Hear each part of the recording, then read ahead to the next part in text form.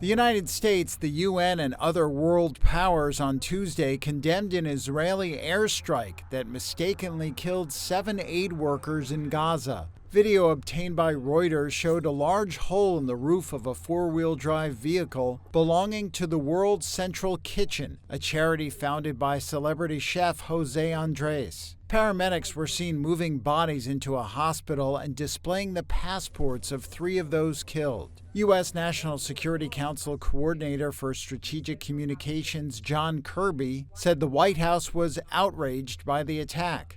I think by saying we're outraged, I think you can fairly characterize that as condemning the strike itself. Of course, I mean, nobody wants to see this kind of violence happen to humanitarian aid workers who, as was noted earlier, were doing all the right things. The airstrike killed citizens of Australia, Britain, and Poland, as well as Palestinians, and a dual citizen of the United States and Canada. Jessica Olney was a friend of Australian aid worker Zomi Francom, who was killed in the airstrike. There's no words.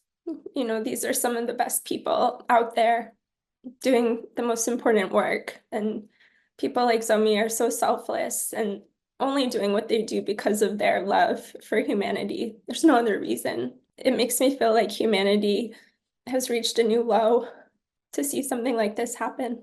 Israel's military expressed, quote, sincere sorrow over the incident. Here's Prime Minister Benjamin Netanyahu. Unfortunately, in the last day, there was a tragic case of our forces unintentionally hitting innocent people in the Gaza Strip. This happens in wartime.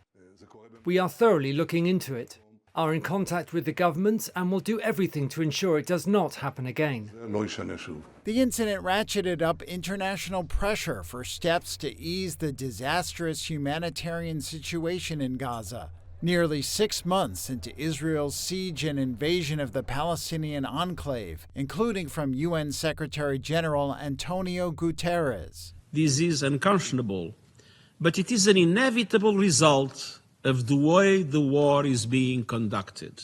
It demonstrates yet again the urgent need for an immediate humanitarian ceasefire, the unconditional release of all hostages, and the expansion of humanitarian aid into Gaza, as the Security Council demanded in its resolution last week. The resolution must be implemented without delay.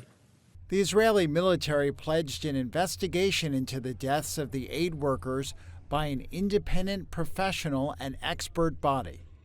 The killing of 3 British aid workers among 7 killed in an Israeli airstrike in Gaza has done more now to transform the Gaza debate here in Britain than all the killings in Israeli airstrikes so far. And we're talking about more than 30,000 Palestinians killed in Gaza by now. The Israeli strikes have hit home in Britain and politically brought some change to Prime Minister Sunak's strong backing for Israel thus far. Israel has said that the workers from the group World Central Kitchen were killed in an unintended strike, and they were killed just after they had delivered food aid to a warehouse in Gaza. This US-based charity has been delivering about 250,000 meals a day in Gaza, badly needed in a high-risk operation. Foreign Secretary David Cameron has said that the killings were completely unacceptable. The Israeli ambassador was summoned here in London over these killings, a quite unusual diplomatic step between the two countries. The British Foreign Secretary has been a little more vocal in condemning Israeli airstrikes in Gaza than has Prime Minister Rishi Sunak. That changed after these killings. It had to. Sunak called this a shocking strike, and he said Israel must explain how this tragic incident happened and also take immediate steps to protect aid workers. So far, Sunak has been seen by many as too soft on just about everything that Israel has been doing. He has in fact used stronger language against those rallying in London against Israeli airstrikes than over any of the killings by Israeli forces. Sunak has now called for an immediate humanitarian pause, not a ceasefire, in order, he said, to get the hostages out and to get more aid in. Labour leader Sir Keir Starmer, who has been doing his own balancing act over Gaza, has also come up now with stronger language against Israel. And again, inevitably, he has had to do so. He called the killings outrageous and unacceptable. The killing of these 3 British people, tragic as it is, may yet do more to shift the British stand with Israel than has the killing of 30,000 Palestinians in Gaza. I spoke with Prime Minister Netanyahu this morning with a phone call that was organised overnight. I expressed Australia's anger and concern at the death of Zomi Frankom. Zomi was an Australian aid worker working for the World Central Kitchen, providing support for people who are suffering from tremendous deprivation in Gaza. This is completely unacceptable. The Israeli government has accepted responsibility for this, and Prime Minister Netanyahu conveyed his condolences to the family of Zomi Frankom and to Australia as a result of this tragedy. When I spoke with the Prime Minister, I emphasised the importance of full accountability and transparency, and Prime Minister Netanyahu has committed to full transparency about how this tragedy could possibly have occurred. There is a need for a thorough investigation into what happened here, and Prime Minister Netanyahu committed to that. But this is also a significant loss for our nation. Thanks very much. Yesterday, I can tell you that the Secretary General extends his condolences to the staff of the World Central Kitchen following the killing of its staff members in Gaza who were on a humanitarian mission. The multiplicity of such events is the inevitable result of the way this war is currently being conducted. We reaffirm yet again the need for an immediate humanitarian ceasefire. Also, our senior humanitarian reconstruction coordinator for Gaza, Sigrid Kaag, has just come out of Gaza. Yesterday, she met with the World Central Kitchen team members who just hours later were tragically killed in an airstrike by Israeli forces. Ms. Kaag is appalled by this attack and joins others in expressing her condolences to their families and loved ones. For his part, the Undersecretary General for Humanitarian Affairs, Martin Griffiths, described the aid workers of the World Central Kitchen as heroes, killed while trying to feed starving people. There was also a statement in a similar vein from Jamie McGoldrick, the resident coordinator and humanitarian coordinator for the occupied Palestinian territory. According to our humanitarian colleagues, at least 196 humanitarian workers have been killed since October in the occupied Palestinian territory, which is one of the world's most dangerous and difficult places to work as a humanitarian. Reassessing humanitarian aid, given this incident? As I've said, we've had more than, I think, 180 humanitarian aid workers killed in Gaza. We have a deconfliction mechanism, which clearly, I mean, for our part, we have noted that it was not working properly. We keep delivering aid, as we said, on an opportunistic basis, which is no way to run a major aid operation. And this is why the Secretary General and all of us, all of the senior leaders of the UN continue to push for a humanitarian ceasefire so we can deliver aid in safety, not only for our own colleagues, but especially for those who are meant to receive the aid. And do you feel any more urgency? Do you feel that UN humanitarians that are working and risking their lives are at more risk now, given the fact that World Central Kitchen employees were killed in a vehicle that clearly identified who they were working for, and two of the vehicles were on a road that was supposed to be a humanitarian safe road? It is the risks to humanitarian workers have been there for months. This is just a very clear and illustrative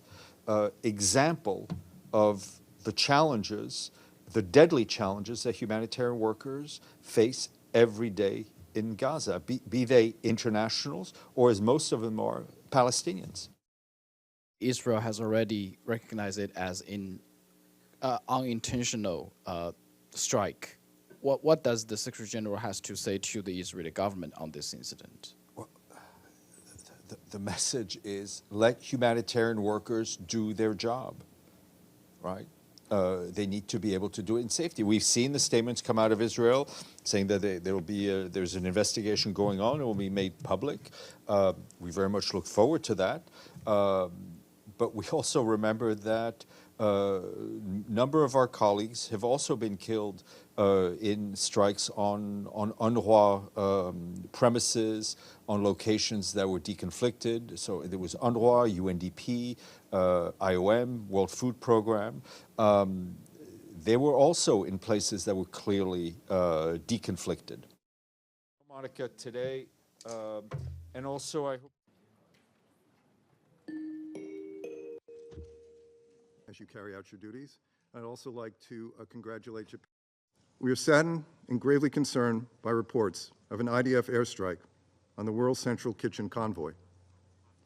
This incident is yet a further reminder that Israel needs to do much more to protect humanitarian personnel and facilities in Gaza. It is unacceptable and inexplicable that nearly 6 months into this conflict, Israeli military deconfliction mechanisms are not functioning appropriately.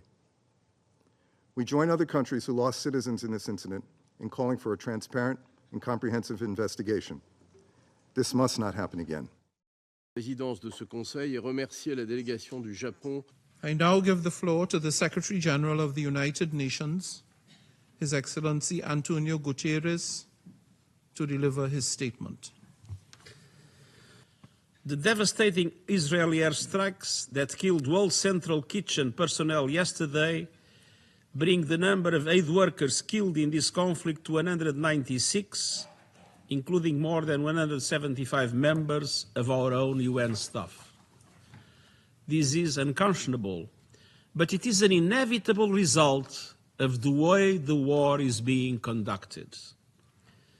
It demonstrates yet again the urgent need for an immediate humanitarian ceasefire, the unconditional release of all hostages, and the expansion of humanitarian aid into Gaza, as the Security Council demanded in its resolution last week. The resolution must be implemented without delay. Excellencies, our world faces very serious challenges, conflicts, the climate emergency. Last night, 7 employees of the World Central Kitchen were killed. WCK is an organization whose people work across the globe, including in Israel, to do good in difficult conditions. The IDF works together closely with the World Central Kitchen and greatly appreciates the important work that they do. The IDF completed a preliminary debrief. I want to be very clear. The strike was not carried out with the intention of harming WCK aid workers. It was a mistake that followed a misidentification at night during a war in a very complex conditions. It shouldn't have happened. The initial findings were just presented to me here in the Southern Command. I also visited the new Humanitarian Command Center that we established today to improve the way we coordinate aid distribution in Gaza. We will continue taking immediate actions to ensure that more is done to protect humanitarian aid workers. This incident was a grave mistake. Israel is at a war with Hamas, not with the people of Gaza. We are sorry for the unintentional harm to the members of WCK. We share in the grief of their families as well as the entire World Central Kitchen organization from the bottom of our hearts. An independent body will investigate the incident thoroughly. We will complete it in the next coming days. We will learn from the conclusions and implement them immediately. We will share in full transparency the findings of the investigation with the World Central Kitchen and other international relevant organizations. We see great importance in the continued delivery of humanitarian aid, and we will keep working to facilitate this vital effort.